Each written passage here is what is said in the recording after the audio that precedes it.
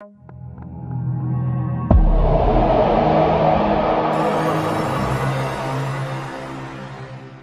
trabalho no turno da madrugada, num posto de beira de estrada.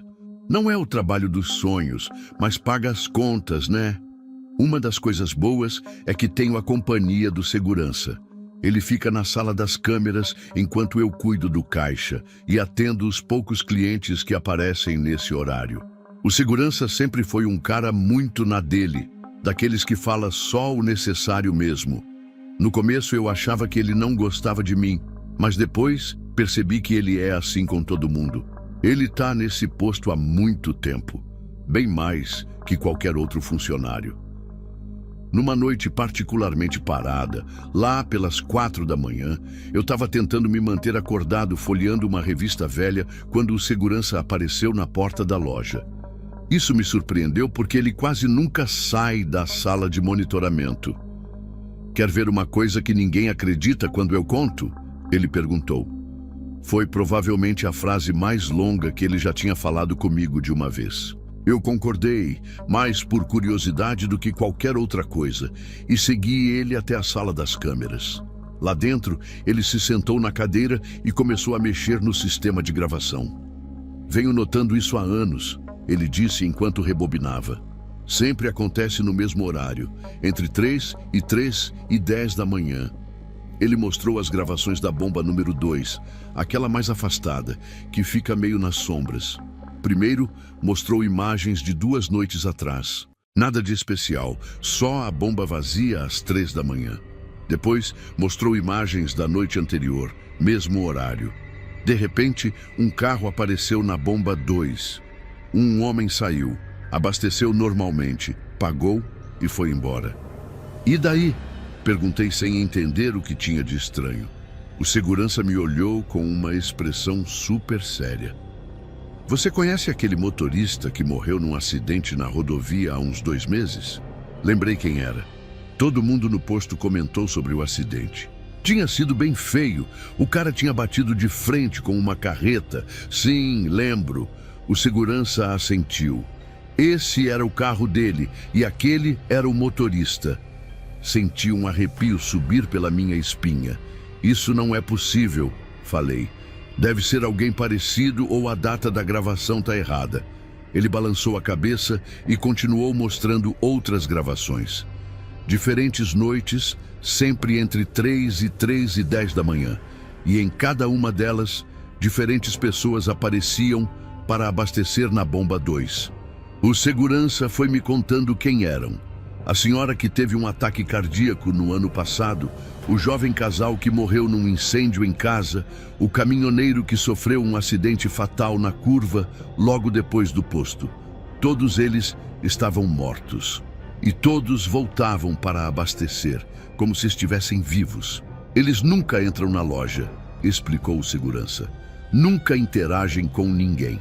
Só abastecem, pagam no automático e vão embora." Eu estava hipnotizado olhando aquelas imagens. Não conseguia acreditar, mas também não tinha como negar o que estava vendo. As pessoas nas gravações eram idênticas às que ele descrevia, e eu lembrava de várias notícias sobre essas mortes no jornal local. "Por que você está me mostrando isso agora?"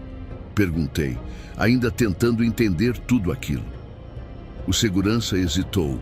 Pela primeira vez, desde que o conheci, ele parecia realmente perturbado. "Porque ontem à noite vi algo diferente, algo que me preocupou." Ele digitou algo no teclado e abriu outra gravação. "Olha isso! Era outra filmagem da bomba 2, também às 3 da manhã. Vi um carro que reconheci imediatamente. Era o meu carro. E vi a mim mesmo saindo dele, abastecendo normalmente. Mas havia algo profundamente errado com a imagem. O eu na gravação tinha o rosto completamente vazio, sem expressão, como se já estivesse morto. Meus movimentos eram mecânicos, sem vida. "Isso é montagem?" perguntei, sentindo o pânico crescer. "Eu nunca estive aqui às 3 da manhã abastecendo. Sempre estou dentro da loja nesse horário." "Não é montagem", respondeu o segurança com a voz baixa. Isso aconteceu ontem enquanto você estava no banheiro. Você não lembra de ter saído para abastecer seu carro? Neguei com a cabeça, apavorado. Não tinha nenhuma memória disso. Absolutamente nenhuma. Todos que aparecem nessas gravações morrem logo depois. Continuou ele. Geralmente dentro de uma semana. É como se eles viessem se despedir ou como se algo os trouxesse aqui uma última vez. Não consegui dormir pelo resto da noite. Fiquei observando a bomba 2 pela janela da loja, esperando ver algo, qualquer coisa que explicasse aquilo. Mas não vi nada. Na manhã seguinte pedi demissão. Não queria ficar mais nem um minuto naquele lugar. O segurança tentou me convencer a ficar. Disse que talvez pudéssemos descobrir o que estava acontecendo. Talvez até mudar o que as gravações previam. Mas eu não podia. Não depois de ver a mim mesmo naquela gravação com aquele rosto vazio. Não depois de saber que todos que apareciam naquelas imagens já estavam marcados. É estranho dirigir agora, sabendo disso. Cada vez que passo por um posto de gasolina, especialmente à noite, sinto um frio na barriga e evito a todo custo abastecer em qualquer bomba de número 2, especialmente entre 3 e 10 da manhã. O mais assustador de tudo isso é que ontem à noite, quando estava voltando para casa depois de uma festa, olhei para o relógio e vi que eram 3 horas da manhã. E sem perceber, tinha parado em um posto de gasolina, na bomba 2. Não lembro como cheguei lá. Não lembro de ter decidido parar, mas lá estava eu. Saí dali o mais rápido que pude. Mas hoje de manhã, quando fui pegar meu carro, notei algo que não estava lá antes. Um recibo de posto de gasolina no console central, emitido às 3h05 da manhã, de um posto que nunca visitei conscientemente.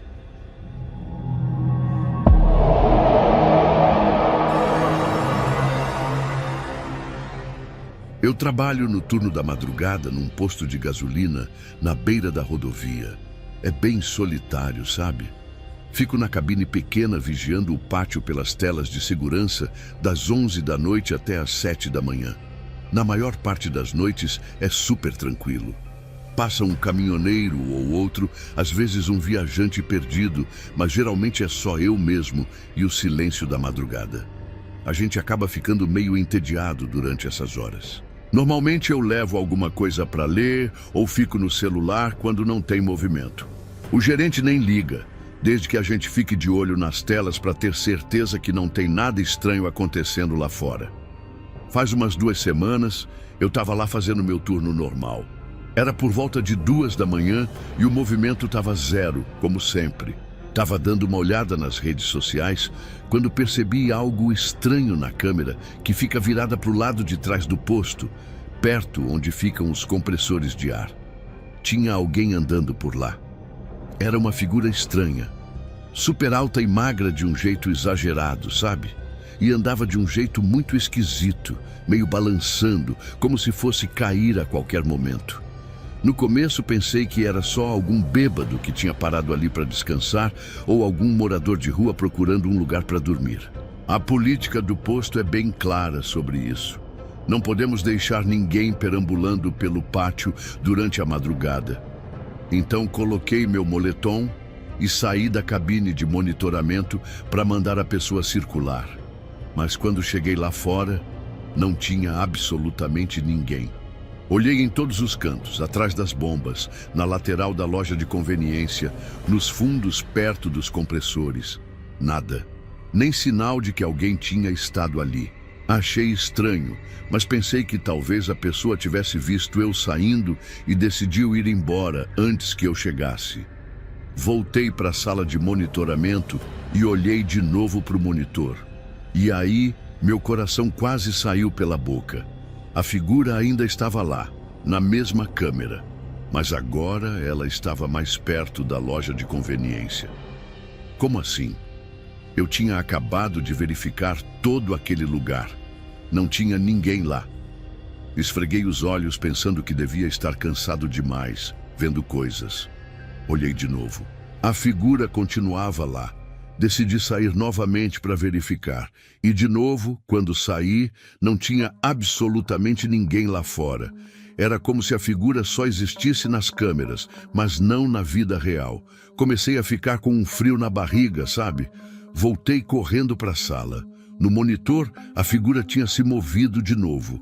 Agora dava para ver melhor, porque estava mais perto e sob a luz externa da loja. E quanto mais eu olhava, menos aquilo parecia uma pessoa normal. Era alto demais, devia ter uns 2,5 metros fácil. E magro de um jeito impossível, tipo só pele esticada em cima de ossos. Os braços eram longos demais em relação ao corpo. E a cabeça parecia grande demais, desproporcional. Peguei o telefone para ligar para o meu supervisor, mas só tinha aquele sinal de ocupado. Tentei meu celular, mas não pegava sinal ali dentro. Nunca pega. Fui até a porta da sala de monitoramento e olhei pela janela. Nada lá fora. Voltei para o monitor. A figura agora estava no corredor que leva até a sala onde eu estava. Foi aí que percebi. A coisa estava vindo diretamente na minha direção. Sabia onde eu estava e estava vindo atrás de mim. Fiquei alternando, olhava para o monitor, olhava pela janela, olhava pela porta. No monitor, a coisa se aproximava cada vez mais. Na vida real, os corredores estavam completamente vazios.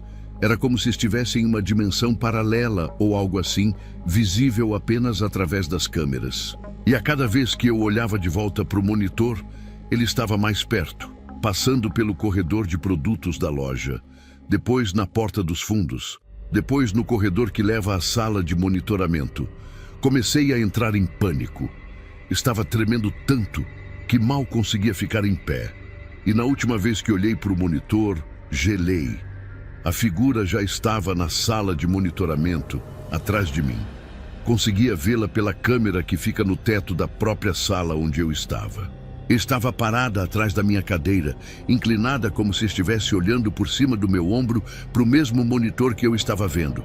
No vídeo da câmera, dava para ver que eu estava sentado sozinho, olhando fixamente para a tela, sem fazer ideia do que estava atrás de mim. E a coisa... ela sorria. Um sorriso que ia literalmente de orelha a orelha, grande demais para qualquer rosto humano. Com o coração batendo tão forte que parecia que ia explodir, virei devagar. A sala estava vazia. Não tinha ninguém ali comigo. Mas então a cadeira ao meu lado, aquela que fica ali, mas ninguém nunca usa, começou a girar sozinha. Devagar no começo, depois mais rápido, como se alguém tivesse sentado nela e estivesse se divertindo com o meu medo. Não aguentei. Saí correndo dali, nem peguei minhas coisas, só corri mesmo. Entrei no meu carro e dirigi para casa sem parar em nenhum sinal vermelho. Liguei para o meu supervisor assim que cheguei e inventei uma desculpa sobre ter passado mal de repente. Ele não ficou nada feliz, mas mandou outro segurança me substituir. No dia seguinte, fui falar com ele e tentei explicar o que tinha acontecido. Claro que ele não acreditou em mim. Achou que eu tinha dormido no trabalho e inventado essa história. Pedi para ver as gravações da noite anterior para mostrar para ele. Depois de muita insistência, ele concordou. Revisamos as gravações juntos. E nas imagens não havia nenhuma figura estranha em nenhuma das câmeras. Era só eu, andando pelo posto, olhando lugares vazios, depois correndo para fora como se tivesse visto um fantasma. Eu parecia um louco nas gravações. Mas quando as imagens mostraram a sala de monitoramento depois que eu saí correndo, a cadeira começou a girar sozinha. Meu supervisor viu isso também e ficou branco como papel. Ele deletou as gravações na hora e me disse para esquecer o assunto. Pedi transferência para o turno do dia. Mas enquanto espero a resposta, tenho que continuar no turno da noite. Agora levo uma lanterna potente e verifico 2 vezes antes de entrar na sala de monitoramento. Evito ao máximo olhar direto para os monitores. Só dou aquela olhada rápida para ter certeza que não tem nenhum cliente precisando de ajuda. Mas às vezes, pelo canto do olho, acho que vejo aquela figura nas telas, sempre parada em algum canto escuro, me observando.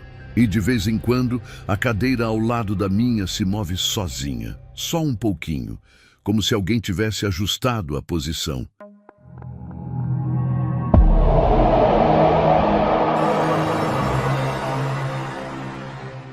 Era uma noite quente de verão e eu estava quase terminando meu turno no posto de gasolina.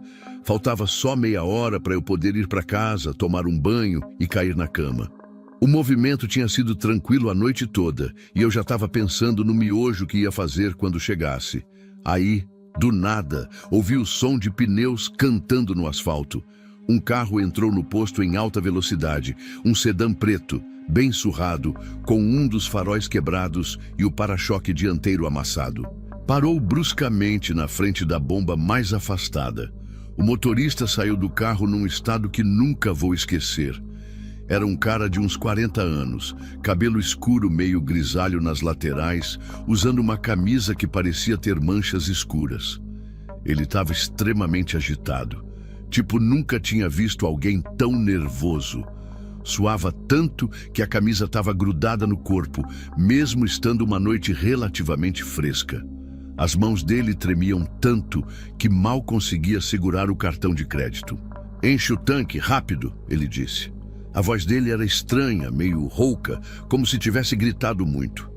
Comecei a abastecer e notei que o carro tinha um cheiro forte.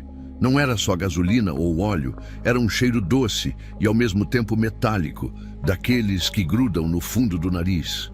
Vi pelo retrovisor que o banco de trás estava coberto com lona plástica preta, daquelas de construção. Enquanto abastecia, ouvi um barulho vindo da parte de trás do carro. Era como uma batida surda, abafada. O cara percebeu que eu tinha ouvido e ficou ainda mais nervoso. Começou a andar de um lado para o outro, passando a mão pelo cabelo, olhando para o relógio a cada 5 segundos. O barulho veio de novo. Dessa vez foi mais claro. Era como se alguém estivesse batendo de dentro do porta-malas. Fraco, mas perceptível. Olhei para o cara e nossos olhos se encontraram. Ele sabia que eu tinha escutado de novo. "Fica na frente do carro", ele mandou quase gritando. "Vou pagar com cartão."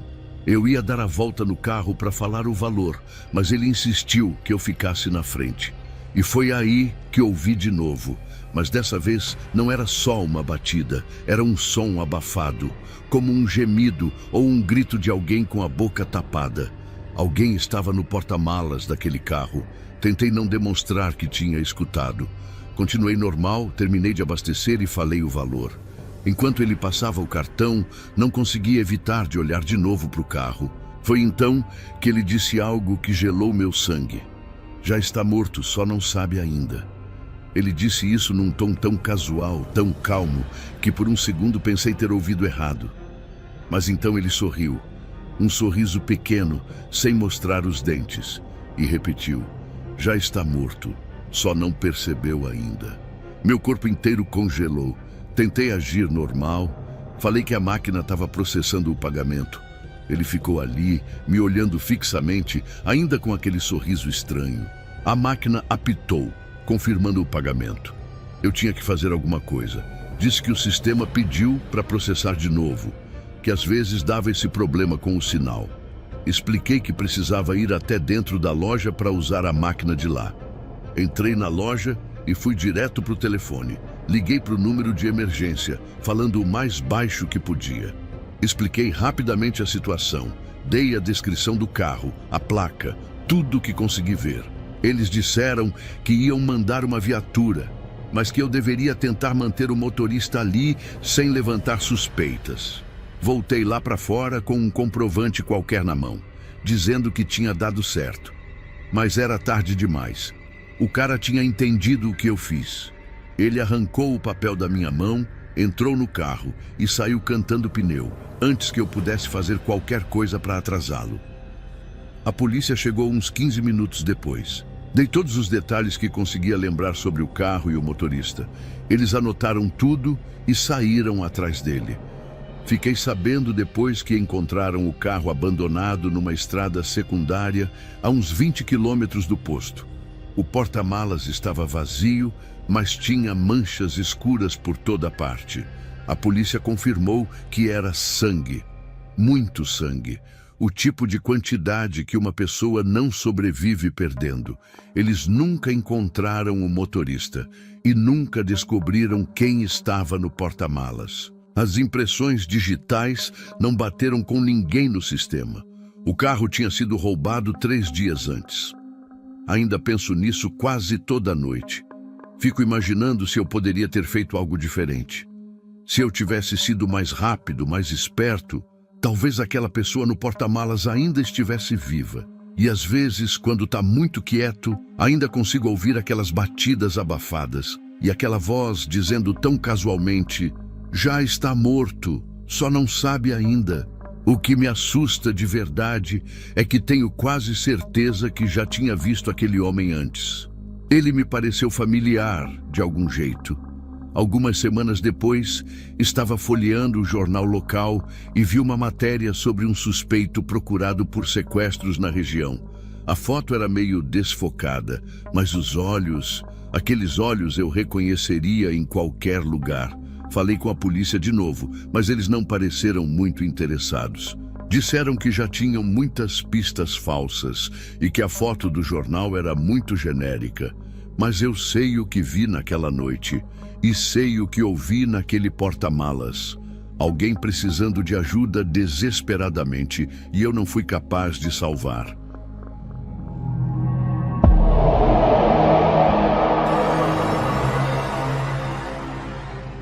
Trabalho num posto de gasolina na beira da rodovia, daqueles que ficam abertos 24 horas, sabe? A gente acaba criando umas manias depois de um tempo. No meu caso, toda vez que vou abastecer o carro de alguém, dou uma olhadinha no espelho retrovisor. É meio que automático já. Às vezes, para ver se o motorista está prestando atenção, às vezes só por costume mesmo. Mas aí, faz um mês que comecei a notar uma coisa muito estranha. E não é o tipo de coisa que dá para falar para qualquer um porque vão achar que tô maluco. Ou pior, bêbado durante o trabalho. Mas juro que tô vendo isso de verdade. Foi numa noite bem normal. Tava abastecendo o carro de um cara bem padrão, sabe? Daqueles executivos com carro preto, todo arrumadinho. E aí quando olhei pro retrovisor dele, vi um rosto que não era do cliente. Era um rosto super pálido, tipo papel mesmo, com um sorriso muito grande, quase rasgando as bochechas, e olhos totalmente pretos. Pretos mesmo, sem a parte branca, sem íris, só preto. Tomei um susto tão grande que quase deixei a mangueira cair.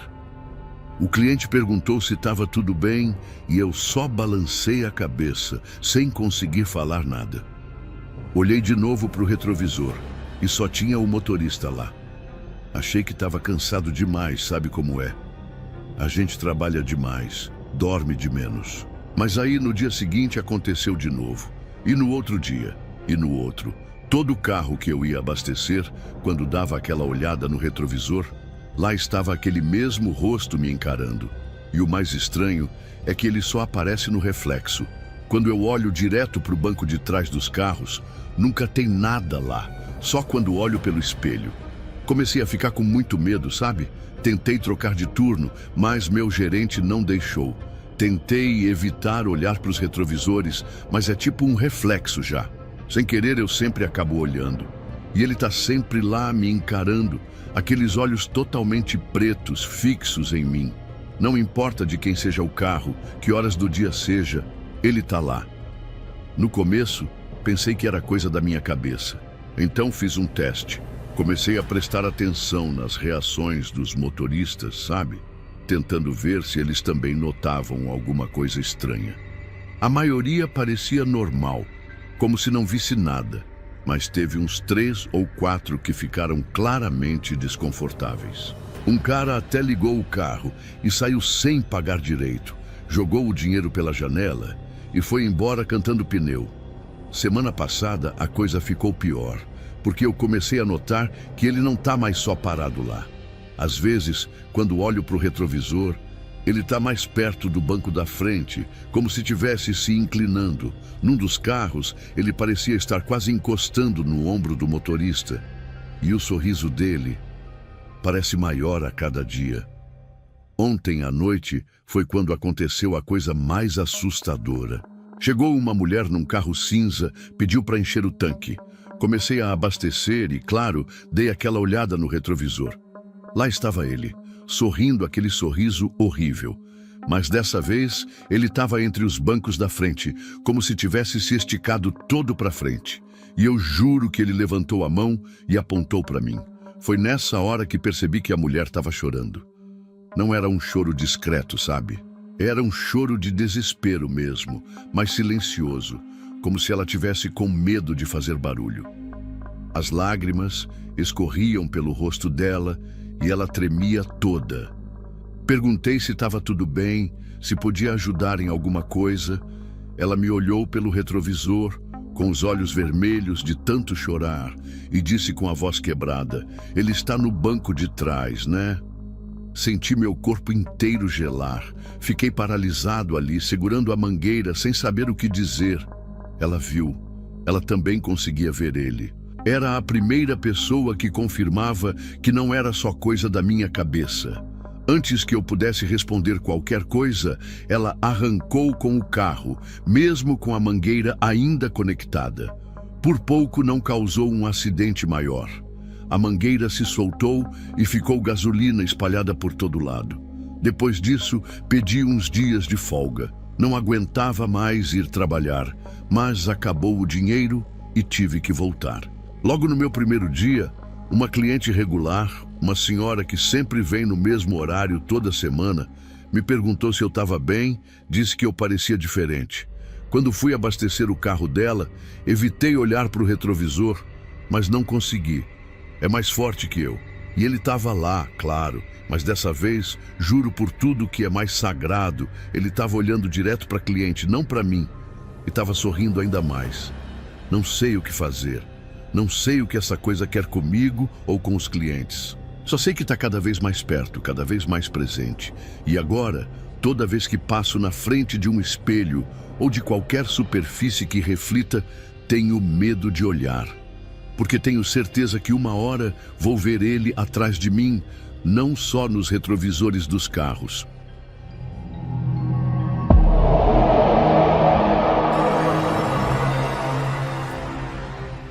Era uma noite de quarta-feira, daquelas bem paradas no posto. Eu estava sozinho naquele turno porque meu colega tinha ligado avisando que estava com febre. O gerente não conseguiu ninguém para substituir.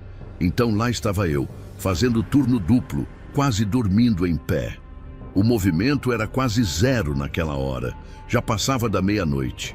Tinha abastecido só 3 carros desde as 10 e a loja de conveniência estava completamente vazia. Estava sentado atrás do balcão, folheando uma revista velha e tomando um café requentado, quando ouvi um barulho lá fora. No começo, achei que fosse só algum cachorro de rua ou o vento balançando alguma coisa. Mas aí o barulho ficou mais alto, mais claro. Era alguém correndo e gritando. Levantei rápido e fui até a porta da loja para ver o que estava acontecendo. Foi quando vi ela. Uma mulher vinha correndo pela pista de acesso ao posto, cambaleando e gritando. Mesmo de longe dava para ver que tinha alguma coisa muito errada. Quando ela chegou mais perto da luz, meu estômago revirou. Ela estava coberta de sangue. Não era tipo um corte ou um ferimento específico. Era sangue por toda parte. Na roupa, no rosto, nos braços, escorrendo pelo pescoço. Uma camiseta que devia ser branca estava quase toda vermelha agora. O cabelo dela, grudado no rosto, também estava empapado de sangue. "Socorro! Me ajuda, por favor! Me ajuda!" Ela gritava.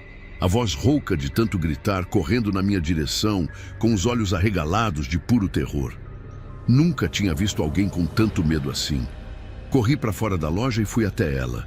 Ela praticamente caiu nos meus braços, tremendo tanto que mal conseguia ficar em pé. Tentei perguntar o que tinha acontecido, se ela tinha sofrido um acidente, se precisava de uma ambulância, mas ela só balançava a cabeça, agarrando meus braços com tanta força que deixou marcas. Eles estão vindo atrás de mim." Ela repetia sem parar, olhando constantemente por cima do ombro para a escuridão da estrada de onde tinha vindo. Não sabia o que fazer, mas ela claramente precisava de ajuda urgente. Passei o braço dela por cima do meu ombro e a ajudei a entrar na loja de conveniência. Coloquei ela sentada numa cadeira que ficava perto do caixa e peguei algumas toalhas de papel para tentar limpar o sangue e ver onde ela estava ferida. Foi aí que percebi algo estranho. Não conseguia encontrar nenhum ferimento. Havia sangue por toda parte, mas não conseguia ver cortes, perfurações, nada que explicasse tanta quantidade. Quando tentei perguntar onde ela estava machucada, ela só balançava a cabeça e continuava repetindo que eles estavam vindo atrás dela. Quem está vindo atrás de você? Perguntei, tentando manter a calma, embora meu coração estivesse acelerado. Preciso saber para poder ajudar. Ela me olhou com os olhos mais aterrorizados que já vi na vida e disse: as sombras, elas não têm rosto, elas pegaram todo mundo. Achei que ela devia estar em choque, talvez delirando. Decidi que o melhor era trancar a porta da loja e chamar ajuda imediatamente. Fui até a porta, girei a chave e puxei as grades de segurança. Então peguei o telefone e liguei para a polícia. Expliquei a situação, que tinha uma mulher ensanguentada no posto, possivelmente fugindo de agressores, precisando de ajuda médica urgente. O atendente disse que mandaria uma viatura e uma ambulância o mais rápido possível. Enquanto esperava a ajuda chegar, tentei acalmar a mulher. Ofereci água, perguntei seu nome, tentei manter uma conversa normal para distraí-la do pânico. Mas ela não respondeu nenhuma das minhas perguntas diretamente. Ficava olhando para a janela o tempo todo, como se esperasse ver algo terrível aparecer a qualquer momento. E então ela começou a gritar de novo. Não era como antes. Era um grito de puro terror, como se estivesse vendo algo horrível bem na frente dela. Olhei na mesma direção, mas não havia nada além da parede da loja e algumas prateleiras de produtos. Ela apontava freneticamente para um canto da loja e gritava: estão aqui! Eles entraram! Não deixa eles me pegarem! Tentei acalmá-la, segurei suas mãos, disse que estava tudo bem, que não tinha ninguém ali, que estávamos seguros dentro da loja trancada. Mas ela continuou. Os gritos eram tão altos que comecei a ficar preocupado que alguém passando na estrada pudesse ouvir e pensar que eu estava fazendo algo contra ela. Liguei para a polícia de novo, já tinha se passado quase 40 minutos e ninguém tinha aparecido. O atendente me disse que a viatura estava a caminho, mas que tinham ocorrido alguns acidentes na rodovia principal e que poderia demorar mais um pouco. Durante a próxima hora, a situação só piorou. A mulher não parava de gritar. Às vezes eram gritos de palavras incoerentes. Às vezes era só um grito agudo e desesperado. Tentei de tudo: dar água, cobrir ela com meu casaco porque ela tremia muito, conversar calmamente. Nada adiantou. O mais estranho é que mesmo depois de tanto tempo gritando, ela não ficava rouca, não parecia se cansar. Era como se tivesse uma energia infinita alimentada pelo terror. 2 horas se passaram e nenhum sinal da polícia ou da ambulância. Liguei mais 3 vezes. Em cada ligação, me diziam que a ajuda estava a caminho, que era só questionar mais um pouco. 3 horas depois do início daquele pesadelo, eu estava exausto. Minha cabeça latejava com a força e constância dos gritos dela. Comecei a sentir um desespero crescente. Estávamos isolados ali, ninguém aparecia para ajudar, e eu não sabia mais o que fazer. Tentei me concentrar em respirar fundo e manter a calma. Peguei meu celular e tentei ligar para alguns amigos, mas a bateria tinha acabado. O telefone fixo do posto continuava funcionando, mas parecia que minhas ligações não estavam sendo levadas a sério. Foi quando notei algo ainda mais perturbador. O sangue na roupa dela não estava secando. Normalmente, depois de tanto tempo, o sangue teria escurecido e secado, mas continuava vermelho vivo e úmido, como se estivesse constantemente sendo renovado. E não havia sangue no chão ou na cadeira onde ela estava sentada. Era como se o sangue estivesse apenas nela. 4 horas desde que ela chegou e os gritos continuavam sem parar. Minha mente começou a ficar confusa. O sono, o estresse e os gritos constantes estavam me afetando. Comecei a ter flashes estranhos. Por um segundo, achei ter visto algo se movendo nas sombras da loja, exatamente onde ela apontava. Mas quando olhava diretamente, não havia nada. Decidi me afastar um pouco. Fui até o depósito nos fundos da loja para pegar mais café. Precisava me manter acordado e alerta. Fiquei lá não mais que 2 minutos. Quando voltei para a área principal da loja, algo tinha mudado. O silêncio. Depois de horas de gritos incessantes, o silêncio súbito era ensurdecedor. A mulher tinha parado. Senti uma mistura de alívio e preocupação. Talvez ela finalmente tivesse se acalmado, ou talvez tivesse desmaiado de exaustão. Mas quando voltei para onde ela estava, a cadeira estava vazia. Olhei em volta, confuso. A loja não era grande, dava para ver praticamente tudo de onde eu estava. Chamei por ela, pensando que talvez tivesse ido ao banheiro. Nenhuma resposta. Verifiquei o banheiro, o pequeno depósito atrás do balcão, cada corredor da loja. Ela não estava em lugar nenhum. As portas e janelas continuavam trancadas por dentro, exatamente como eu tinha deixado. Não havia como ela ter saído sem que eu visse ou ouvisse. Ela tinha simplesmente desaparecido. Comecei a duvidar da minha própria sanidade. Será que eu tinha imaginado tudo aquilo? Mas não, havia provas. As toalhas de papel que usei para tentar limpar o sangue dela estavam lá, manchadas de vermelho. Meu casaco que coloquei sobre seus ombros estava no chão perto da cadeira. Ela era real. Esteve ali. A polícia finalmente chegou meia hora depois. Contei tudo o que aconteceu. Eles revistaram o posto inteiro, verificaram as câmeras de segurança. Nas gravações, dava para ver claramente a mulher entrando comigo na loja. Dava para me ver conversando com ela, oferecendo água, fazendo ligações. Dava para ver ela gritando, apontando para cantos vazios da loja. E então, num frame da gravação, ela simplesmente sumiu. Não saiu andando, não se escondeu, não houve nenhum corte na filmagem. Num segundo ela estava lá, gritando na cadeira, e no segundo seguinte, não estava mais. Os policiais acharam que era algum problema técnico com a câmera. Fizeram um boletim de ocorrência e prometeram investigar, mas vi nos olhos deles que não acreditavam totalmente na minha história. Sem a mulher ali, tudo parecia uma alucinação. Pedi demissão no dia seguinte. Não conseguia mais ficar naquele posto. Às vezes, quando está muito silencioso, ainda consigo ouvir os ecos daqueles gritos. E sempre que vejo uma mancha vermelha em algum lugar, meu coração dispara. Nunca descobri quem era aquela mulher, de onde veio ou para onde foi. E o mais estranho, nunca apareceu nenhum relato de pessoas desaparecidas que correspondia à descrição dela. Era como se ela nunca tivesse existido, exceto nas minhas memórias e naquela gravação de segurança que ninguém conseguiu explicar.